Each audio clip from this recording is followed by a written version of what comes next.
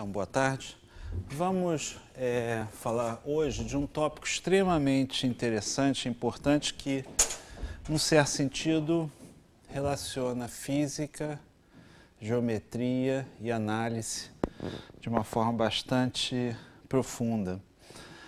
São as equações de primeira ordem.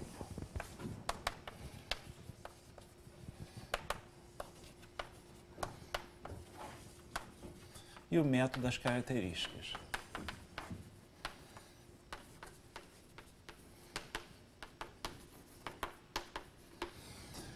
Então, a gente vai estar interessado em estudar equações diferenciais da forma f de x, onde x é um vetor de Rn, mais geralmente de um aberto ômega contido em Rn, u, onde u é uma função de ômega tomando valores em princípio reais, e as derivadas de u, então eu vou denotar isso por du igual a zero.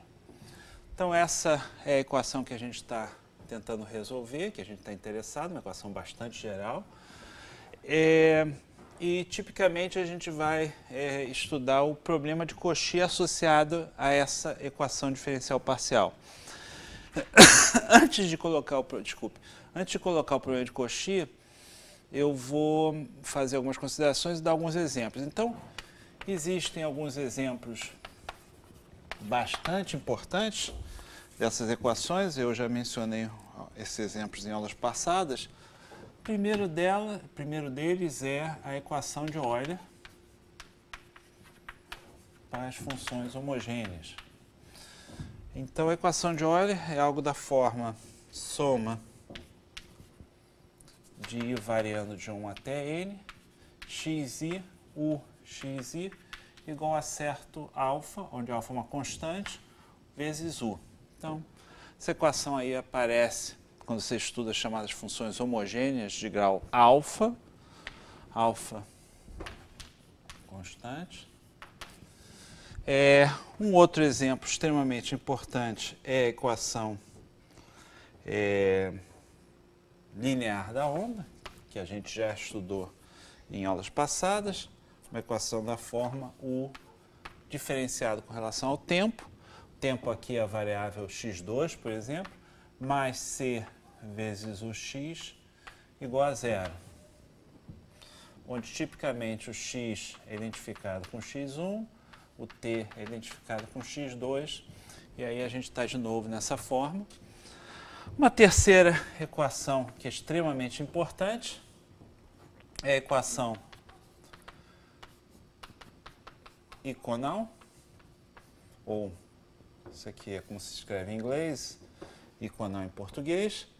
A equação iconal, ela diz respeito a C2 de x vezes o gradiente de u ao quadrado igual a 1. E essa equação, em geral, ela aparece no estudo de ótica geométrica, extremamente importante.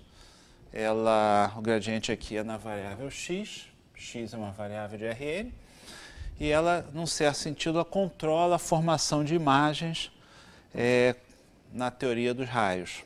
Ela é uma equação.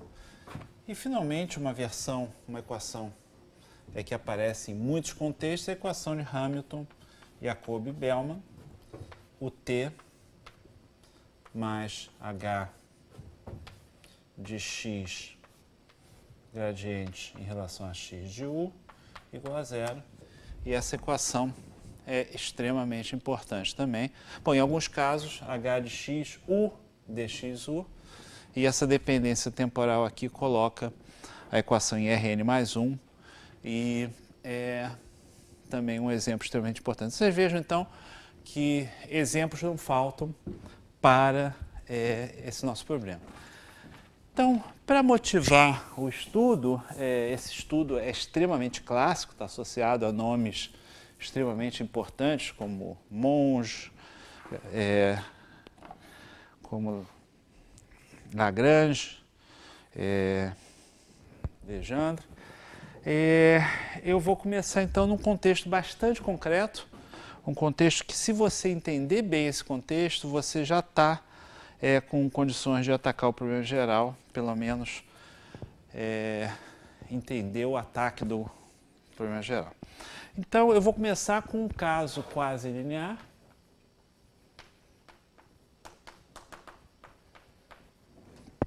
E com duas variáveis.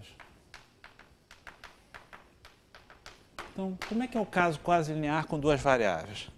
Nesse caso, então, a equação que a gente está estudando é a equação A. E agora com duas variáveis, ao invés de botar x1 e x2, eu vou usar as variáveis x e y, né? Fica mais fácil. Então, A de x e y, U, e em sendo quase linear, UX mais BXY, UY igual a C de x, y, U. Tá? Então, quem é a F nesse caso? Se a gente voltar aqui ao contexto geral, nesse caso corresponderia, isso aqui é mais um parêntese, F de x, y, U, o x, o y, igual a de x, y, U, o x mais B de x, y, U, o y, menos C de x, y, U, igual a zero. Tá?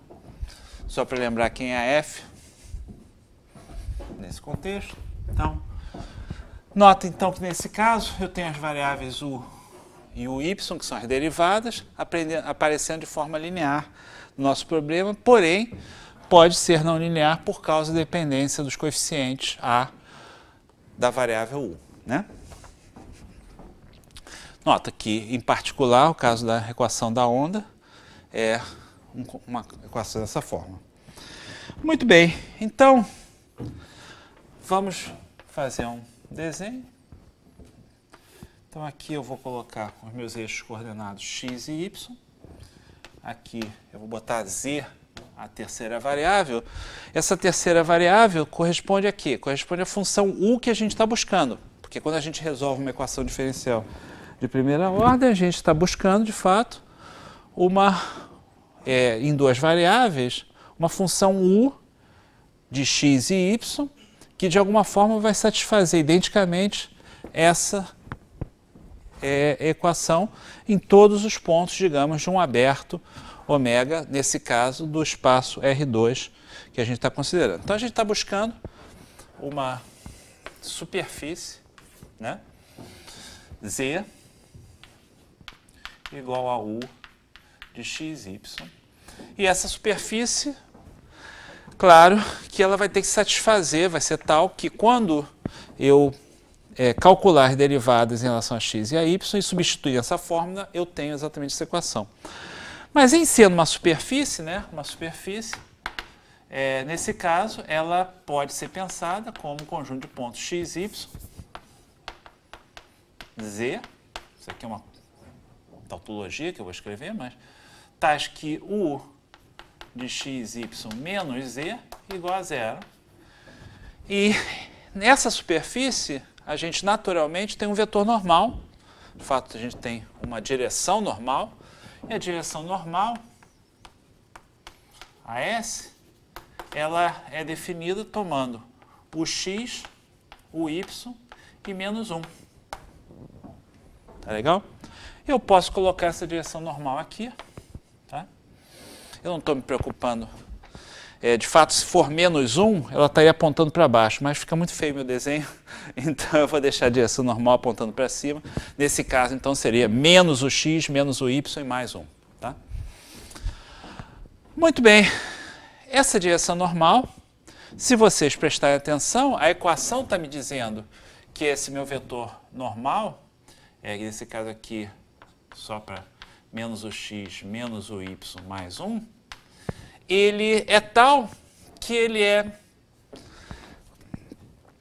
perpendicular ao vetor com coordenadas A, B e C.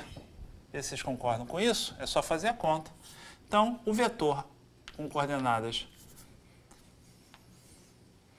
A, B e C, de fato, ele pertence ao plano tangente. E se você entende isso nessa equação, você já entendeu boa parte de como você deve atacar o problema de Cauchy para essa equação de primeira ordem. Quando você define essa função f, você vai definir sobre um conjunto em, nesse caso, R3, né? Bom, de fato, desculpe, em R1, 2, 3, 4, 5, né? Ou seja, você vai ter que definir as funções A, B e C em R3. Isso define um campo, ou um aberto de R3. Isso define um campo de velocidade em um aberto de R3. Está aqui o aberto, não vou desenhar esse aberto, senão vai carregar muito o desenho. Mas qualquer ponto que eu pegar do R3, por exemplo, outro ponto da superfície, eu vou ter, nesse outro ponto, um vetor A, B e C que vai depender do ponto que eu estou considerando.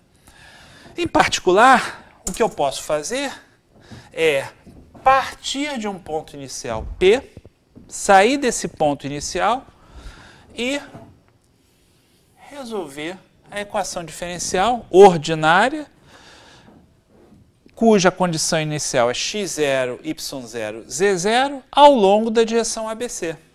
Tá? Isso é exatamente o conceito de reta característica. E o que a equação diferencial parcial está me dizendo? A gente tem que achar uma superfície no R3, parametrizada da forma z igual a u de xy, tal que ela esteja sempre tangente a esses vetores de direção A, B e C. Ou seja, esses vetores eles vão ter que ser sempre tangentes à superfície. Bom, se eu tenho esperança de resolver isso, qual é a esperança que eu vou... Quer dizer, o que eu gostaria de fazer? Eu gostaria, de alguma forma, especificar, então, meus dados iniciais ao longo de uma direção que não seja redundante com esse campo de vetores ABC, ou seja, que não esteja ao longo da direção característica, que seja de alguma forma transversal à direção característica. E é isso que a gente chama dados de Cauchy não característicos. E a gente vai querer, então, especificar isso daqui numa curva em R2, com dados iniciais, e vai evoluir ao longo dessa direção característica, daí obtendo a superfície. Mas para isso eu tenho que demonstrar um pequeno lema, um pequeno teorema, que diz respeito exatamente ao fato de que se eu tenho U solução da minha equação diferencial parcial, ou seja, z igual a u de xy, é uma superfície cuja função U satisfaz a EDP, e se eu vou ao longo da linha característica definida por A, B e C, eu vou continuar na superfície. Tá? Então, deixa eu especificar isso. Mas antes de especificar isso, eu quero, então, ser mais preciso em relação ao que é esse campo característico. Então, vocês vejam que a ideia é que esse vetor ABC é tangente. Então, de alguma forma, dx sobre A de x, y, z tem que ser igual a dy sobre P de x, y, z igual a dz sobre C de x, y, z.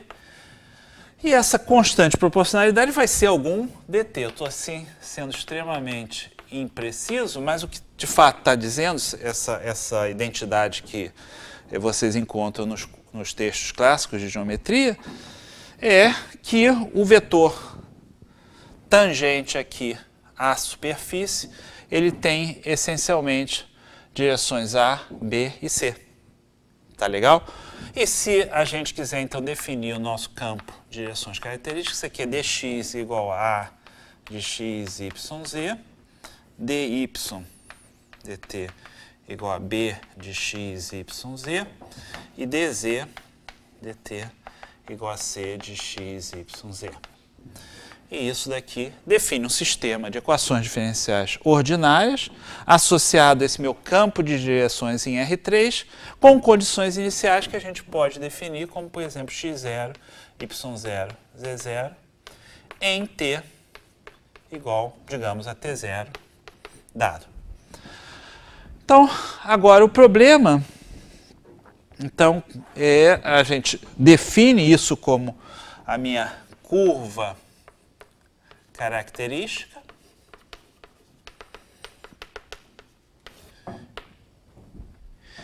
e a gente agora vai demonstrar um resultadozinho sobre essa curva característica, que é um resultado extremamente importante. Então, eu vou chamar de estrela essa equação que define a curva característica. E o problema que a gente está trabalhando, eu vou chamar de P. Esse é o problema, no caso, linear, em 2 dimensões. E eu quero reiterar aí a interpretação geométrica.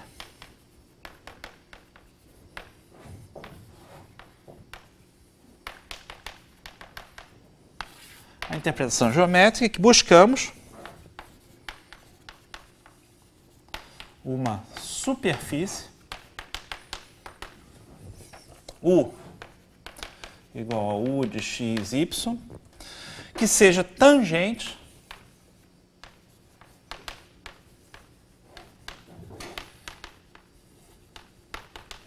ao campo de direções, ao campo de direções A, B, C, dependente de x e y em R3, tá? Ou em um aberto de R3 mais geralmente.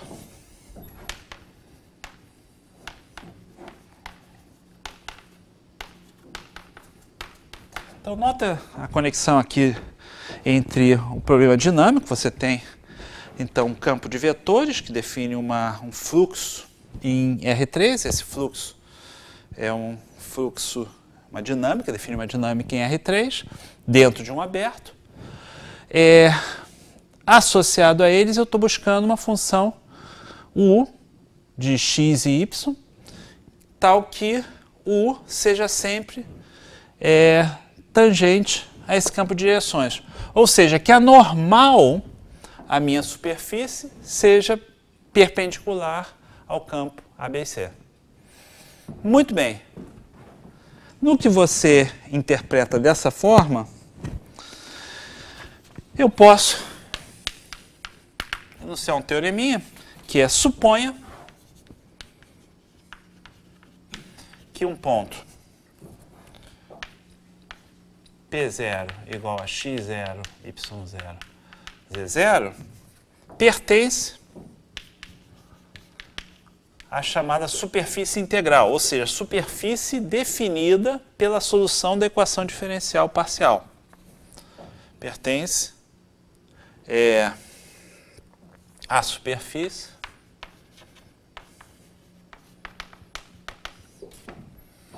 integral S definida pelo conjunto Z igual a U de xy. Espero que vocês... Vou escrever assim para tornar bem de forma informal, mas vocês entendem que esse conjunto de pontos x, y, z, tais que z igual a U de x, y. E seja gama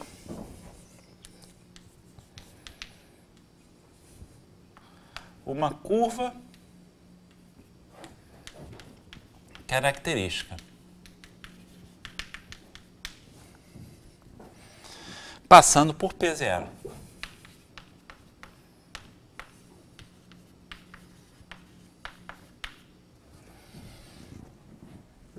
Então,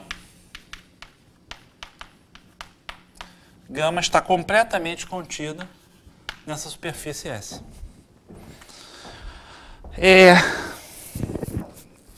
Isso é o conteúdo rigoroso do que eu acabei de afirmar aqui de forma intuitiva.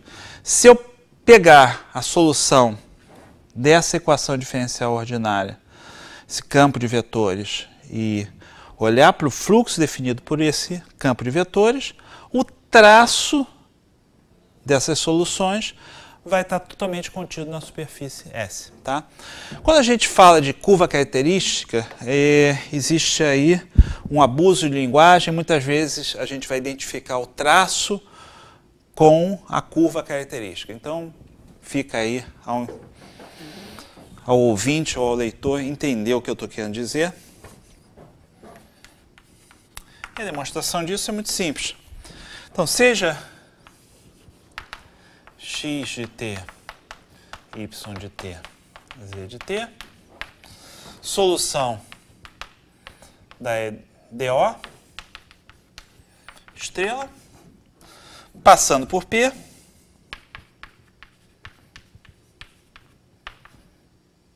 por P0, e considera a função auxiliar U, que vai depender de T, igual a Z de T menos U de X de T, Y de T e Z de T.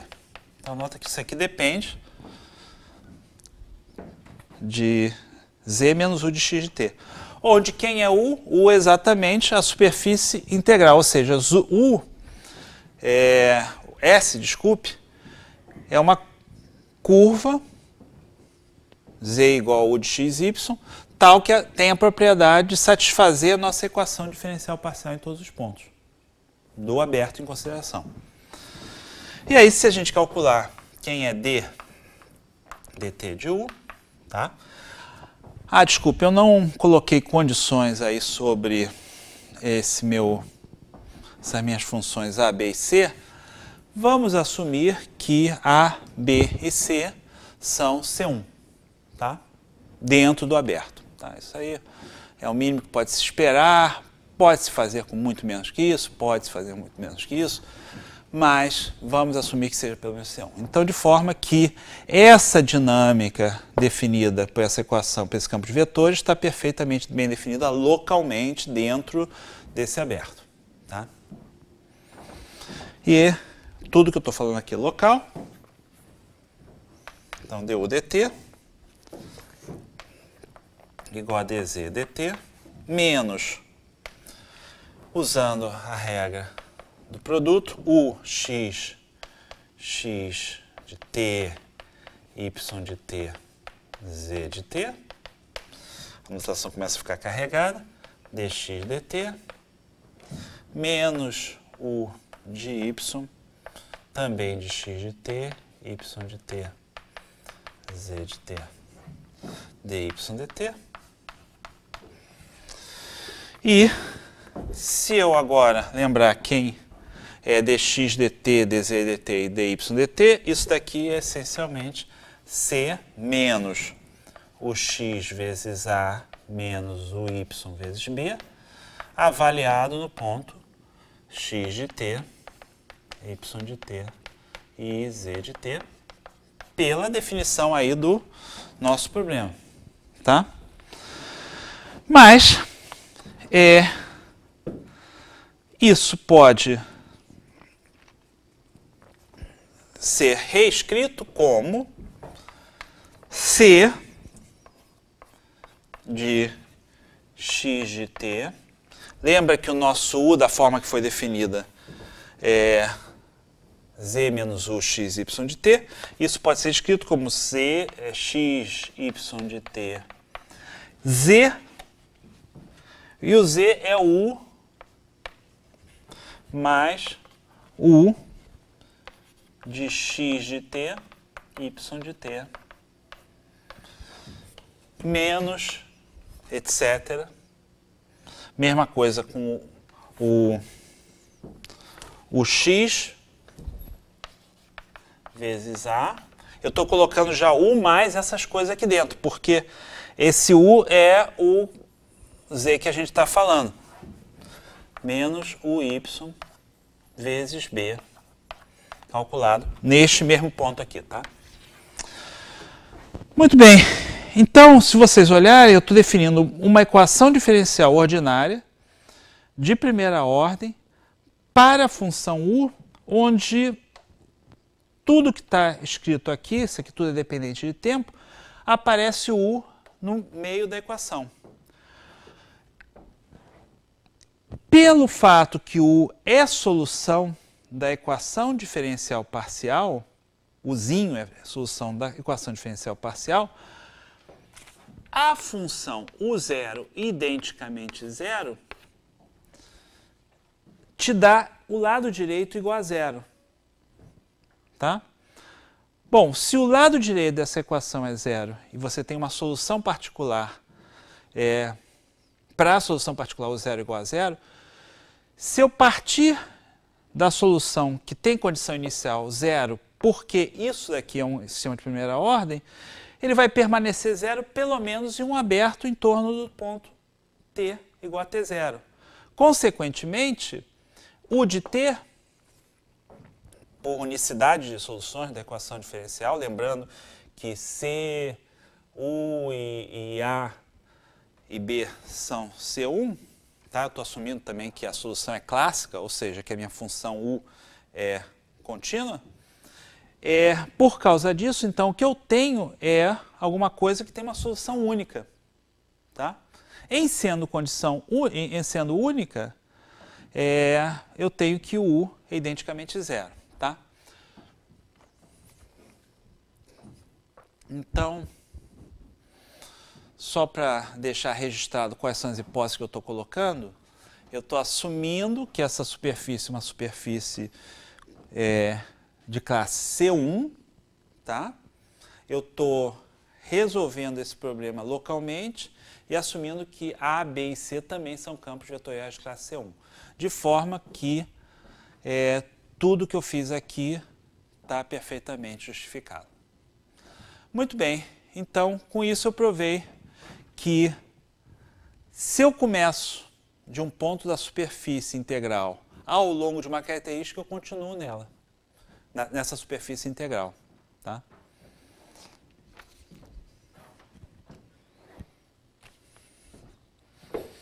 Consequência disso, em R3, tá?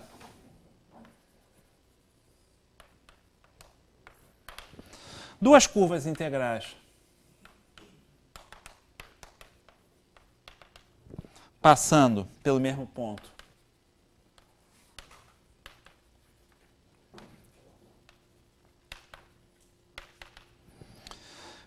P0 igual a x0, y0, z0, se intersectam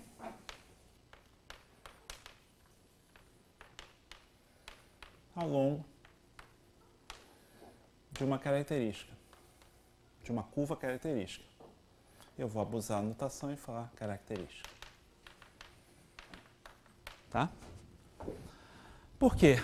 Se eu tiver duas curvas integrais distintas, ou seja, do meu problema, no que elas se intersectam, a interseção, tá, estou assumindo que a interseção aqui é transversal. Tá? Nesse sentido, em sendo transversal, ela vai definir uma superfície de dimensão 1. Em sendo uma superfície de dimensão 1, ela tem que ser perpendicular a uma e a outra, logo tem que ser na direção ABC. Tá? Logo, essa tangente da minha interseção vai ter que ser uma curva característica. E, reciprocamente,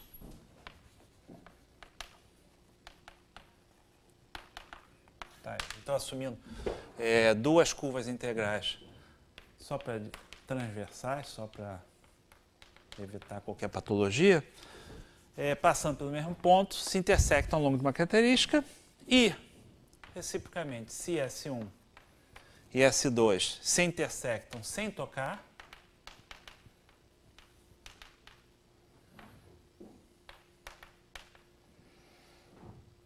ao longo de gama, então, gama é a característica.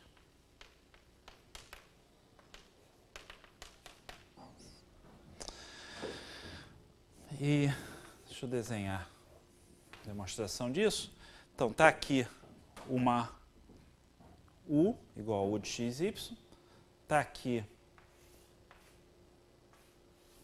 a outra U igual a U de x, y. Então, isso aqui é, digamos, S1, isso aqui é S2. Eu estou assumindo que elas se intersectam sem tocar, ou seja, que os planos tangentes ao longo de qualquer ponto dessa interseção são tais que eles não são, eles não são coincidentes, tá? Eles se intersectam somente em uma reta. E, novamente, o argumento é exatamente esse, que você tem aqui a perpendicular a S1 é a perpendicular a S2, tá? Eles são ambos vetores não coincidentes. Então, em R3, a terceira dimensão tem que ser a dimensão relativa à direção A, B e C. Porque só tem uma terceira dimensão aí que sobra, tá? E isso significa que essa interseção das duas é a reta característica. Desculpe, é a curva característica. Muito bem. Então, qual seria, com base nessas observações, a ideia para resolver o nosso problema quase linear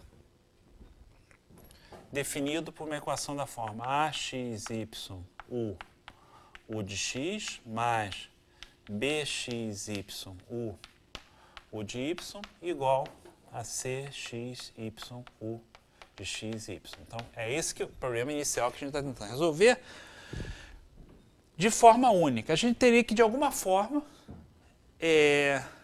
baseado nessa interpretação geométrica, prover condições para especificar qual dessas diferentes superfícies eu estou falando. E isso é feito através de uma função cujo gráfico é transversal aí à nossa característica. Então, a ideia é, em R3, eu considerar uma curva inicial aqui do plano XY, definir ao longo dessa curva quem seria o U relativo aos pontos x e y dessa curva, tá? Então, digamos que essa curva ela seja dada por algo como f de s, g de s, e a terceira coordenada vai ser dada por h de s, e isso vai parametrizar, então, a minha curva de dados iniciais. E o que eu quero agora é, para cada ponto desta curvinha aqui, ser capaz de seguir ao longo da característica e definir a minha função U de xy. E é exatamente essa ideia, definir o U de xy, completando a outra dimensão através da característica. Tá legal, gente? Então, como é que a gente faz isso? Bom. Então, a interpretação disso é que eu vou te dar um campo aqui e associado, uma curva e associado à minha equação diferencial, então eu tenho esses vetores tangentes que são definidos pela minha curva integral. E daqui eu vou sair estendendo essa curva integral da forma U de xy pelas características.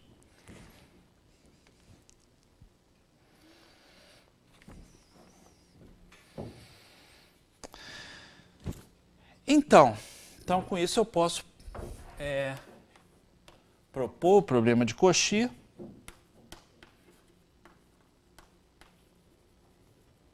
O problema de Cauchy é proposto como AA de x, y, u de x, y, mais b de x, y, u de x, y, igual a c, x, y, u de x, y, com uma função u tal que u de... então, isso aqui é a u em um aberto do R3, que eu estou buscando. E eu especifico uma curva inicial, h de s, igual a u de x a u de f de s, g de s, para s, digamos, em um intervalozinho alfa, beta. Tá?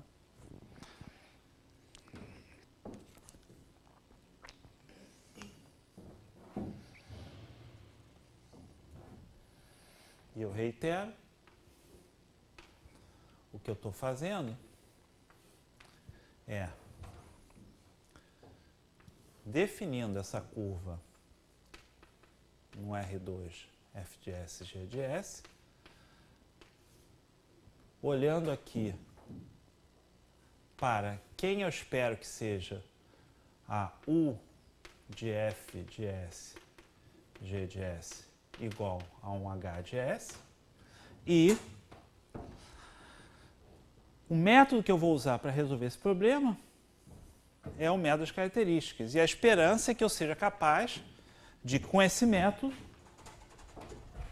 produzir uma superfície suave que passe exatamente para essa curva.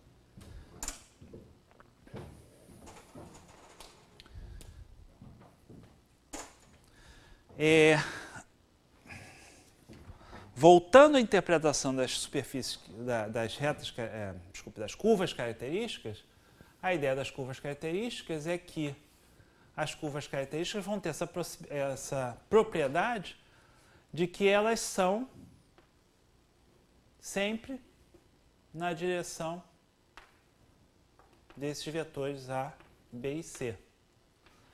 Então, tudo se passa para que a gente tenha esperança de que eu possa prolongar isso ao longo dessas direções e ter uma superfície, tudo se passa como eu estou dando para vocês um campo de planos bem definido ao longo dessa curva. Mas para que esse campo de planos seja bem definido, o que eu preciso? Eu preciso que o meu vetor tangente ao longo da curva de dados iniciais não seja colinear com a direção característica. Ou seja, que a minha curva de dados iniciais seja uma curva não característica em todos os pontos que eu considerar.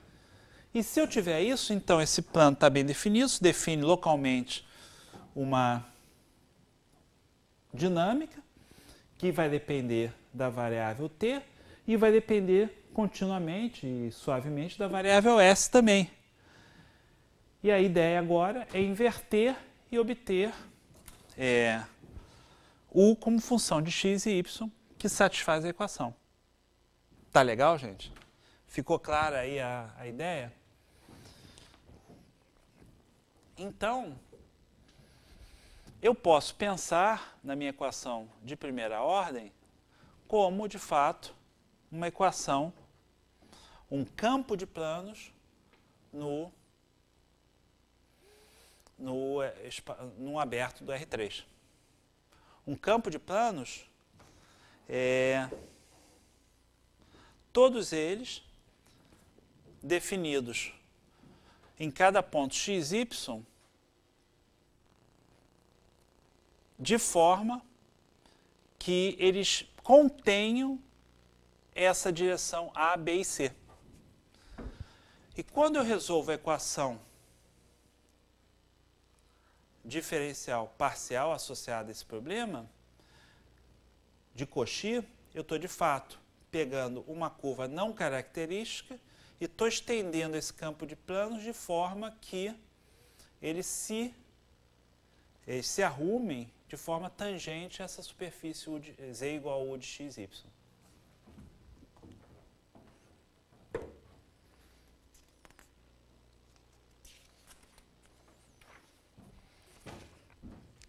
Então, eu estou seguindo bem de perto o livro clássico aí do Fritz John.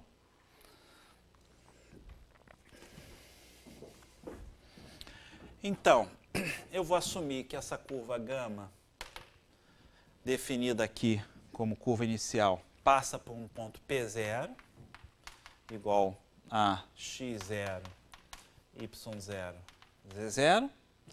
Eu vou assumir que essa curva é de classe C1 e que os coeficientes, eu já falei isso várias vezes, mas A, B e C são de classe C1. De forma que essa minha curva, as curvas características passando por qualquer ponto P0 do meu interior, do aberto aí, do meu aberto, estejam localmente bem definidas. Tá? Então, nesse contexto, o que acontece? Eu posso escrever como função de T e de S, T é o parâmetro ao longo da característica e S é o parâmetro ao longo da curva de dados. Eu posso escrever, então, uma superfície parametrizada x igual a x de ST, y igual a y de ST, localmente, e z igual a z de ST. E aqui, num certo sentido, geometricamente, eu já resolvi o problema. Por que eu já resolvi o problema? Porque eu obtive localmente uma superfície, mas eu ainda não resolvi o problema no sentido de obter explicitamente a função u de x e y. Mas qual a ferramenta natural para fazer isso? É o teorema da função implícita. Mas para usar o teorema da função implícita, eu preciso de hipótese. E a hipótese é exatamente garantir que, como funções de ST, essa superfície imersa em R3 é uma superfície de fato, ou seja, ela tem codimensão 1, ou seja, ela gera um plano em cada ponto ST. Né? E, bom, isso vai sair e sai como consequência natural da hipótese de estarmos trabalhando com um problema não característico. Muito bem. E qual é essa condição de ser não característico?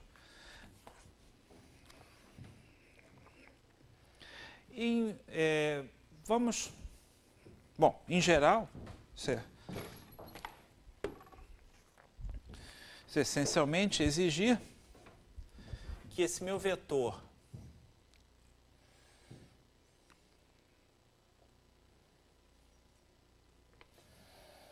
D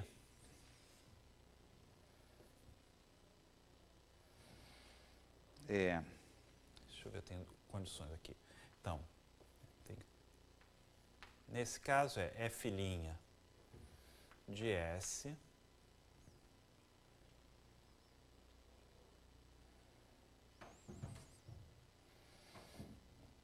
G' de S e H' de S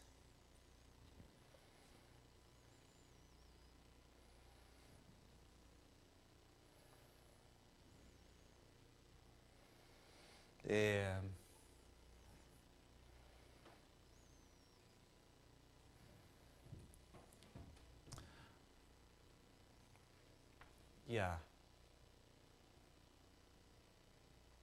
do ponto F de S. Bom, de fato, eu estou pegando um ponto específico, mas eu estou aqui escrevendo, bom, A calculado no ponto, B calculado no ponto, C calculado no ponto. Essa matriz tem aposto pelo menos 2, tá? Então, ou esse menor tem que ser diferente de zero, ou o menor da primeira e da última tem que ser diferente de zero, o determinante, ou esse último tem que ser diferente de zero. Tá? Então, isso aqui, o posto disso aqui, dessa matriz tem que ser igual a 2. Tá? Isso calculado em P0. P0, P0. e isso calculado no ponto S0, que a gente está considerando que passe pelo ponto P0, claro. Tá? Como é que a gente generaliza isso para o contexto de mais do que duas variáveis? Então, a generalização natural é a gente considerar um problema linear. E se a gente voltar aqui, o nosso problema linear estava na variável x e y. Agora, a gente vai considerar o problema linear nas variáveis x1, x2, xn.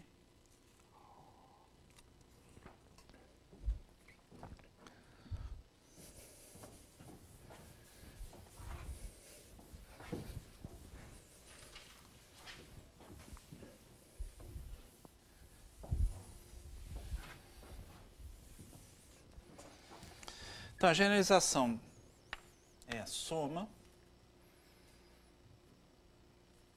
i variando de 1 até n de AI x1 até xn u xi igual a c x1 xn u. E dxi, minha curva característica, vai ser definida por dxi igual a i de x, z. X é o vetor x1 até xn, né? Aqui é o vetor x, igual a 1 até n. E dz, dt, igual a c de x, z. E o problema de Cauchy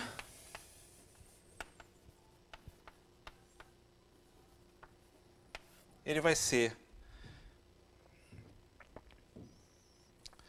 especificando z igual a u de x1, x2, xn, tá? Estamos em Rn mais uma variáveis, n variáveis independentes e uma variável dependente, z, passando pela variedade de dimensão n menos 1, dado por xi igual a fi de S1 Sn menos 1, em coordenadas, né? I variando de 1 até n menos 1. Desculpe, I variando de 1 até n. E z igual a um certo h de S1 até Sn menos 1. E aí, o que a gente vai obter é, variando esses parâmetros S1, S2, Sn-1, que define o nosso ponto inicial da variedade de dados iniciais, e variando o tempo, que eu vou obter uma função xi igual a xi de nossos parâmetros S1 até Sn-1, t, e z igual a z de S1 Sn-1 t. E a condição para que eu, pelo menos localmente, possa resolver z como função de xi é a condição de que o jacobiano df1, ds1, dfn, ds1, desculpe, indo até df1, dsn-1, dfn, dsn-1. Nota que eu estou com n menos uma linhas aqui, e a última linha eu completo com o vetor A1 até a n, e faço o determinante disso no ponto em consideração e seja diferente de zero. Se eu tiver isso, eu posso inverter essas funções e escrever o z como função do x, me livrando da variável t. E, consequentemente, eu posso escrever u como função de x1, x2, xn. Tá? Isso é um exercício, isso está demonstrado nos livros clássicos, por exemplo, Fitzjohn trabalha isso direitinho, mas é a condição natural aí para a gente resolver o problema pelo método de características. Na prática, a dificuldade é que nem sempre, mesmo em situações extremamente simples, como por exemplo na situação da iconal, você vai ter como estender essas características para sempre.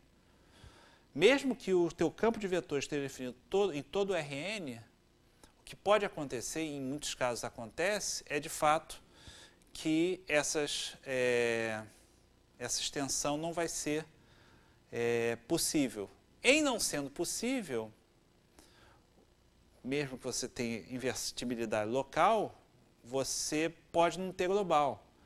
E esse problema acontece tipicamente em muitas situações, por exemplo, na situação da formação de cáusticas da ótica geométrica, quando curvas características que inicialmente estavam perfeitamente bem definidas, folheando aí o R2, o R3, o que for, elas se encontram e aí, de alguma forma, você tem a perda de unicidade. Você parte de pontos que estavam longe e você, então, não pode mais inverter. Em não podendo inverter, você já tem aí um problema de algum tipo de catástrofe da tua solução. Isso é um fenômeno bastante conhecido, a formação de cáusticas na ótica geométrica é um fenômeno que o pessoal de física estuda extensivamente.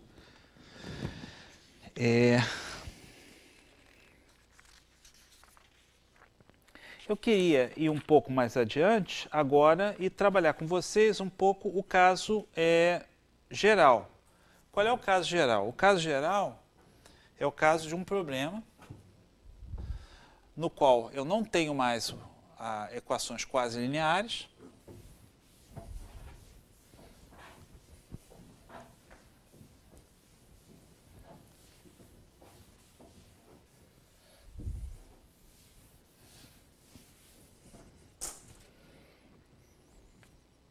Então, o problema de Cauchy, o problema agora, é uma equação da forma f de x, isso aqui é n-dimensional, u unidimensional e p igual a zero, onde o p é exatamente o gradiente na direção x de u. Tá? Tipicamente, nesse contexto, se assume que a f é, por exemplo, de classe C1 ou C infinito, dependente aí do interesse do que você está querendo fazer. Num aberto ômega cartesiano R, cartesiano Rn. Tá? E a gente vai dar como dados, esse aqui é o problema de Cauchy,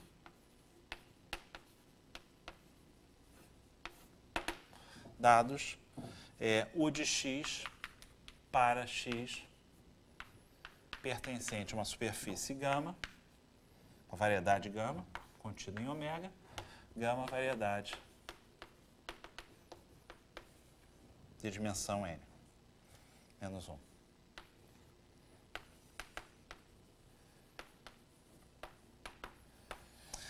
Então, nesse contexto, a interpretação geométrica é que, de fato, a gente não está trabalhando mais com um campo de planos e tentando achar uma superfície que é tangente a esse campo de planos, mas, uma vez que você fixa o x0, o u de x0, isso daqui te dá um vínculo em relação à variável p. Então, você pode pensar que agora o p corresponde aos vetores perpendiculares à tua possível superfície e, consequentemente, os planos tangentes à sua superfície vão definir agora uma envoltória que seria um cone. Então, é como se fosse um cone, não necessariamente um cilindro, um cone cilíndrico, um cone, quando eu falo cilíndrico, quer dizer um cone com seção circular, um cone com seção geral. E esse cone, então, ele é obtido através dessa envoltória, eu estou desenhando aqui o cone geral, desses diferentes planos tangentes da minha superfície. Mas agora, então eu tenho que me preocupar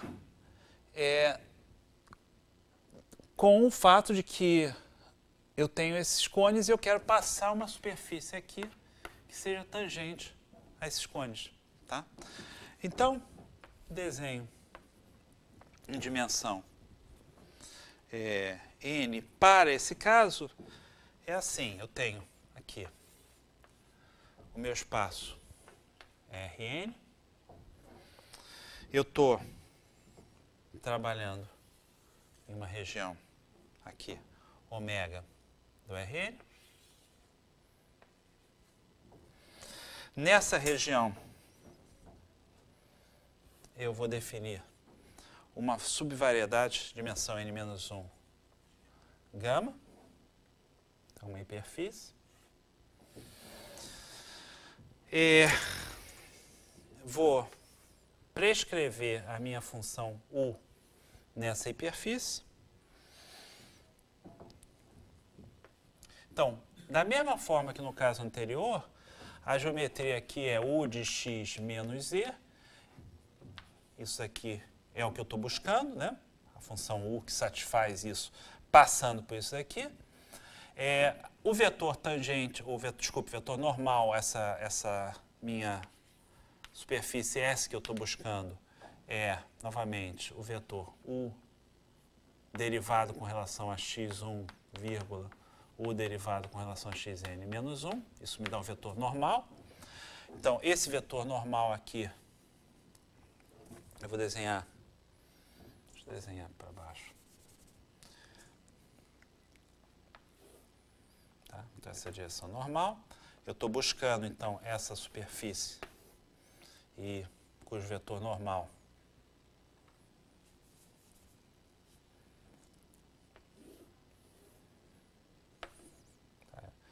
não consigo desenhar para baixo, vou desenhar para cima mesmo.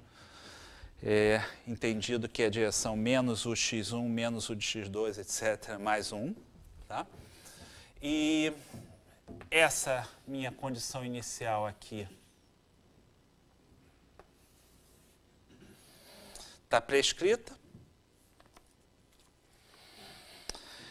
Essa minha superfície gama, por sua vez, vai ser parametrizada por uma função x igual a x de S, onde o S é um parâmetro de Rn menos 1.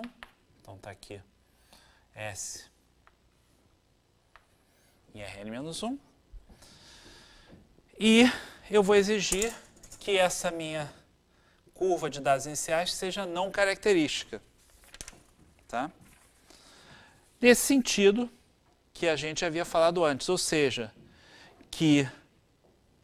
sendo que agora eu vou ter que trabalhar com também a direção P que eu estou trabalhando. Ou seja, eu vou exigir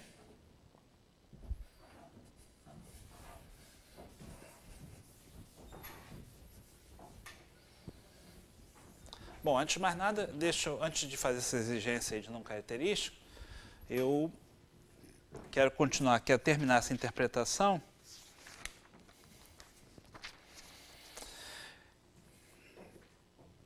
Então, agora, no problema não linear, eu tenho também que especificar de alguma forma quem vão ser as derivadas ao longo dessa curva. Mas isso vai sair da condição de que, de alguma forma, eu vou chamar de W, que eu chamei no caso anterior H, tá? Eu vou dar um W de S, S pertencente a gama, e eu vou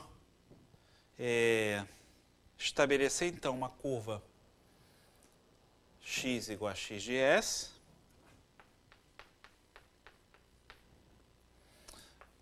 P igual a P de S e U igual a W de S.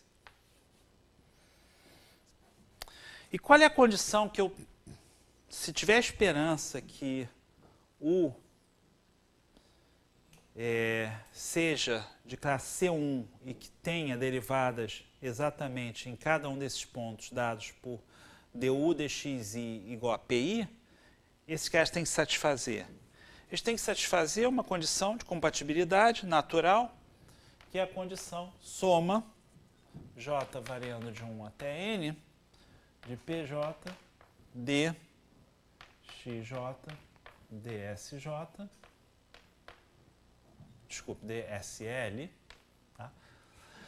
Lembra que pj é derivada de u com relação à variável xj. dxj dsl igual a dw dsl. Isso aqui, essencialmente, é a gente pensar que se u de x é s igual a ws, quando eu diferenciar com relação a s, vai dar dw ds, tá?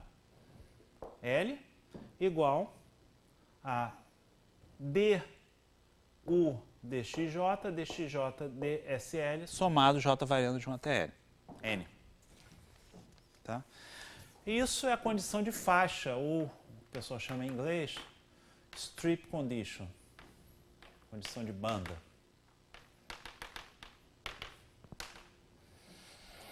E essa condição, então, tem que valer para S pertencente à gama. Mas nota que isso sozinho não resolve o nosso problema. Ainda preciso ser capaz, de alguma forma, de resolver o nosso problema ou de garantir que eu posso construir essas características, mas eu não defini as características ainda, eu vou definir agora. Eu só queria observar que essa condição característica, desculpe, a condição de banda aqui, ou seja, é equivalente, ou geometricamente, é exatamente a condição de exigir que P1, P2, Pn menos 1, esse vetor do espaço n mais 1 dimensional, seja perpendicular ao vetor dx1 dsl, dxn dsl, dw dsl.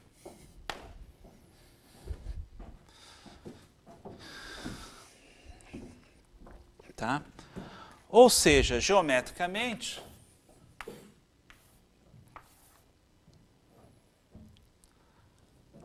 essa curva de coordenadas P1, P2, Pn menos 1, esse vetor de coordenadas P1, P2, Pn, menos 1, que corresponde a normal à minha superfície, ele tem que ser perpendicular a essa curvinha inicial aqui. Mas essa é a minha curva de dados iniciais. Tá? x1, x2, xn, w de SL. Mas pode ser qualquer vetor P1, P2, Pn menos 1 que eu posso escolher para isso? Não. Ele tem que ser um vetor tal que quando eu substituir x, P1 x, o ponto que eu estou considerando, u de x, que é o ponto que eu estou considerando, e P1, P2, Pn, esse cara tem que ser igual a zero.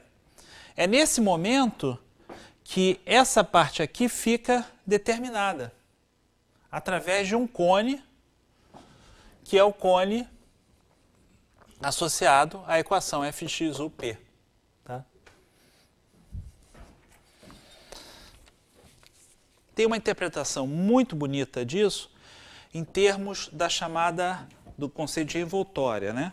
O que é envoltória? Tipicamente você define um conjunto de superfícies em um espaço, digamos, R3 ou Rn, mais geralmente, dependente de um parâmetro. E agora você pergunta qual é a superfície que tem a propriedade de ser tangente a essa família de superfícies que eu vou assumir que depende continuamente de um parâmetro, digamos lambda. E, essencialmente, o que você faz é resolver um sistema de equações derivando, assumindo que tem diferenciabilidade em relação a lambda, e em relação a esse parâmetro lambda e a tua condição inicial. Aqui a gente está fazendo uma coisa semelhante. Tá? Eu não vou entrar em detalhe, mas isso é a ideia por trás da coisa. Então esse vetor aqui, voltando, P1, P2, Pn menos 1, é o vetor perpendicular à minha superfície. E de alguma forma, meu dado inicial, que é essa variedade definida por x de S, W de S, no Rn mais 1, é da onde vão sair meus dados. E qual é o sistema característico? O sistema característico aqui, nesse contexto, dimensão não linear, é a gente olhar para x ponto igual a f diferenciado com relação a p no ponto x, u, p. U ponto igual a p vezes f diferenciado com relação a p. F diferenciado com relação a p é o vetor gradiente. Eu estou usando um shorthand aí para denotar x, u, p. E p ponto igual a menos fx, x, u, p, menos p, f, u, x, u, p. Esse é o sistema característico. O que ele tem de especial? Bom, com condições iniciais,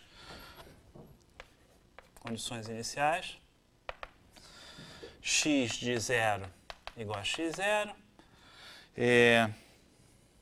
u de 0 igual a u0 e p de 0 igual a p0. Tá? E qual é a hipótese que eu vou assumir?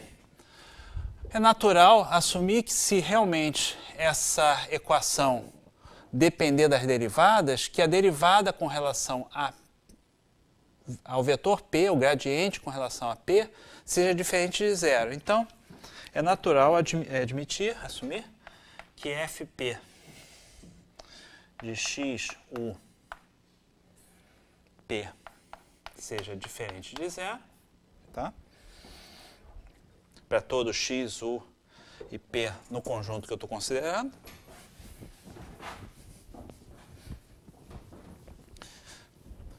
E a primeira coisa que eu tenho que demonstrar é que, de alguma forma, esse sistema aqui tem uma propriedade semelhante ao que a gente havia demonstrado no caso anterior.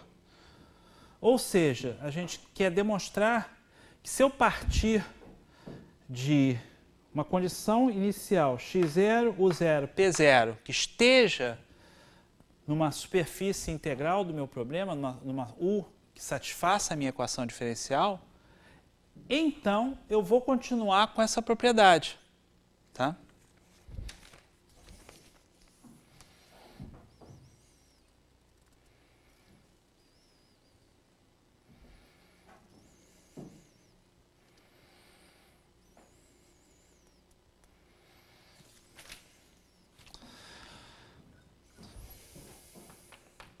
Isso aqui eu vou chamar de 2 estrelas.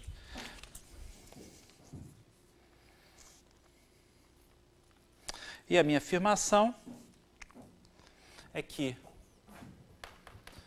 isso aqui é o mesmo teorema que eu havia demonstrado antes, menos formalmente, menos rigorosamente, mas igualmente verdade. Se eu calcular d dt de f de x de t, u de t e p de t, onde x, u e p são soluções desse meu problema de valor, desse meu campo de vetores em dimensão agora 2n mais 1, tá?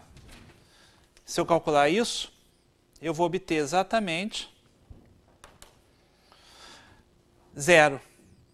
Ou seja, isso vai ser constante ao longo dessa curva. Em sendo constante ao longo dessa curva, se eu partir de uma condição inicial, x0, u0 e p0, que satisfaz ao meu problema, por exemplo, ao longo dessa minha superfície inicial, eu vou ser capaz de resolver esse problema e manter dentro da minha solução, dentro da minha curva U que define a solução. Eu ainda não estou invertendo para obter a solução U de x como eu deveria. Isso é um próximo passo, é a condição não característica dos meus dados iniciais. No momento, só estou dizendo que, saindo ao longo da característica, eu vou permanecer na superfície. Tá? Bom, e a conta é exatamente o seguinte. Simplificando aqui em termos de notação, x ponto fx, tá? Entendido como x ponto gradiente, o x ponto é f, mais o ponto fu, mais p ponto fp. Isso é regra da cadeia. Mas quem é x ponto? X ponto é fp. Então isso aqui fica fp, produto interno, com fx. Mais quem é o ponto? P, fp. Isso é um número vezes fu. Mais, e aí, p ponto fp. Mas quem é p ponto? Menos fx, menos p fu, vezes fp.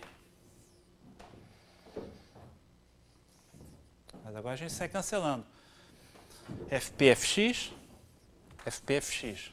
Então, esse cancela com esse daqui. Menos p fu, fp, menos mais p fp fu. Então, isso aqui cancela com esse. Isso aqui é igual a 0. Tá?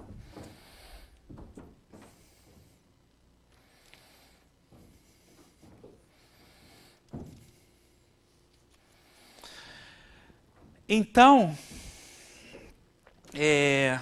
essa nossa solução do problema, ela não só ela permanece ao longo, de fato a gente pode mostrar mais, não só ela permanece ao longo da curva, satisfazendo a condição da f de x, u, p igual a 0, ela também satisfaz a condição de que eu tenho tangência naquele sentido aqui, de que P menos 1 é perpendicular aí à minha superfície dada. Tá? E para isso aí eu tenho que trabalhar um pouco mais. Mas a conclusão é que para resolvermos o problema de Cauchy,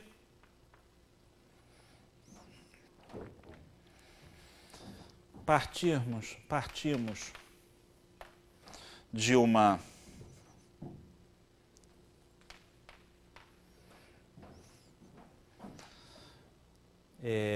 curva integral satisfazendo a condição de banda,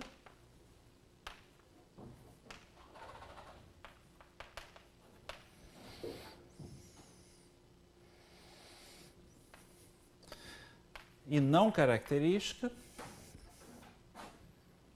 partimos de uma... Bom, ao longo da característica, quer dizer, uma curva integral ao longo da característica, mas satisfazendo a condição de banda, resolvemos esse sistema. Então, agora eu vou obter x de S e T. T é o parâmetro ao longo da característica e S é o parâmetro ao longo das datas iniciais. Isso vai ser um x de S1, S2, Sn, T. Depois W de ST igual a W de S1, Sn, T. P de ST igual, novamente, a P de S1, SNT.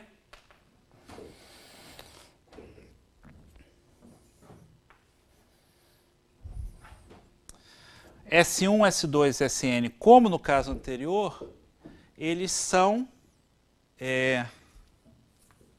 desculpe, eu botei N, mas eu queria N-1 aqui, de fato. N-1, N-1, N-1. São parâmetros que definem aí os nossos dados iniciais, e T é o cara ao longo da característica. E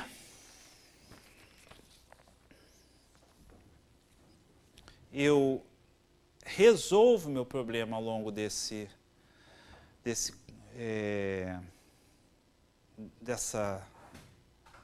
tempo T.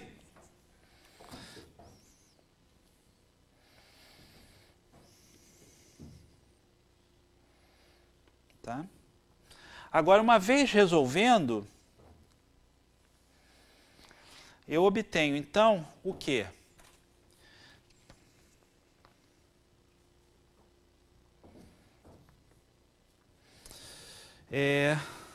Eu obtenho uma curva integral parametrizada em ST. Eu quero voltar para as variáveis U ou W como função de x.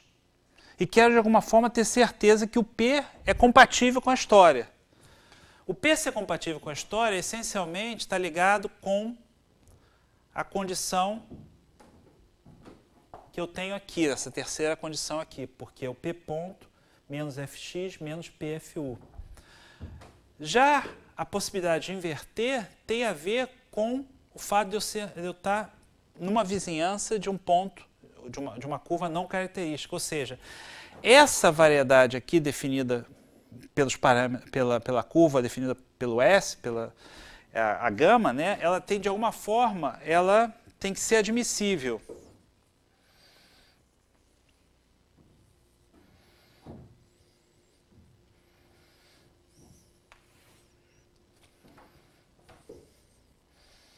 Ou seja, o meu vetor Fp, que é o gradiente de f com relação à coordenada P de x de S, U de S e P de S, ele não pode, não pertence, isso é uma condição, ele não pertence ao span, ao espaço gerado, né, por dx ds1, dx ds2, dx dsn.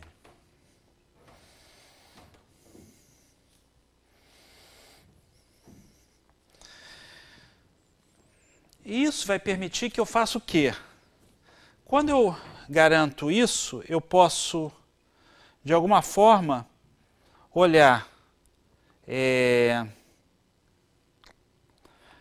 x de S1, S2, Sn menos 1t e inverter isso como St função de x, pelo teorema da função implícita, ou função inversa, se quiser. E aí eu vou escrever, vou ser capaz de escrever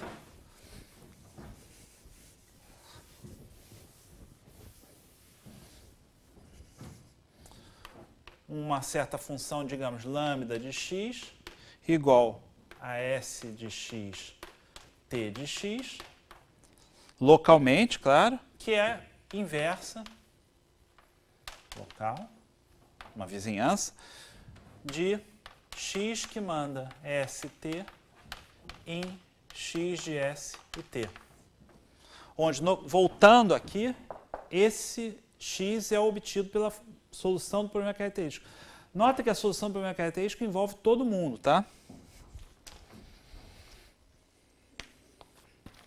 E aí, é um exercício, afirmação, que eu vou deixar como exercício aí para vocês. U de x é igual a W de S, x e T de x, onde esse cara aqui é o inverso, né? Satisfaz a equação diferencial parcial f de x, du igual a zero. Tá? Eu vou deixar isso como exercício. Demonstração. Exercício. E a dica é usar uma função auxiliar, que é a função A, voltar para variáveis ST, de ST igual a dw dsl menos P dx dsl. Para L igual a 1, 2, etc. E no que você calcula quem é dA dt, para um S fixo, isso você prova que é menos F U vezes A. Mas a condição A de S0 é igual a zero. Porque isso vem da nossa condição inicial lá de que eu estou ao longo de uma... eu estou satisfazendo a condição de banda, a strip condition, né? Se você lembrar, essa é a condição de banda. E em zero, em t igual a zero, isso é satisfeito. Isso aqui é linear em A. Isso aqui não importa o que eu estou botando aqui. Então, se você tem condição inicial zero, essa equação linear vai permanecer zero. Isso aqui é linear na variável A. Para todo L que eu colocar aqui. Conclusão. Com isso, eu provo que essa função auxiliar A é constante e, consequentemente, eu me mantenho aí dentro dessa condição ao longo de uma curva característica. Tá? Isso aí é a ideia, é o ponto principal da demonstração.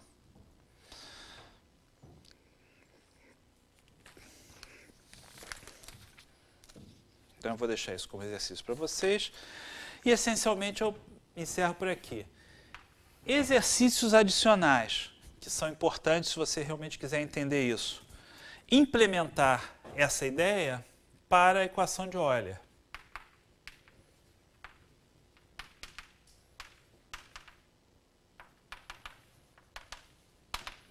Um para a equação de Euler. 2 para a equação da onda linear. Esse é um exercício bem mais fácil, bem mais simples.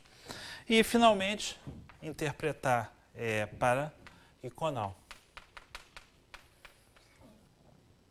Todos esses com C constante. O caso C não constante não tem uma solução simpática. C de x constante. Bom, então, com isso eu paro por aqui. Eu agradeço a atenção.